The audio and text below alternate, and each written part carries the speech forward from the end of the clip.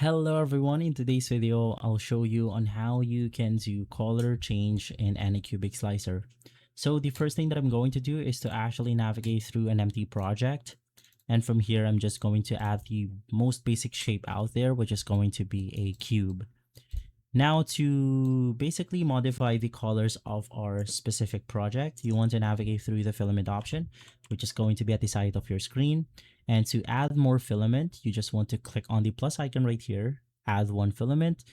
And basically it enables you to just choose colors. So you want to click on the color icon right beside the filament that we are using. And from here, let's do something like yellow. Click OK. And now that you have all of your filaments set up, we could just navigate through our project. You could right click on your object right here, or basically if you have multiple objects, just to show you, let's add another one, which is going to be a sphere. You can also go ahead and click on it, click the change filament option.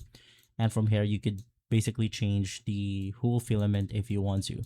But if you want to go ahead and use the paintbrush tool, click on your filament, or I mean click on your object, click on the color painting option, and from here you have the ability to select the tool type.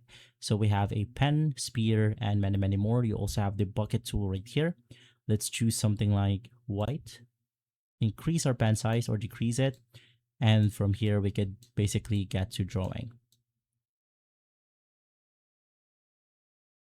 And so guys, that's how easy it is to basically change colors in Anycubic Slicer.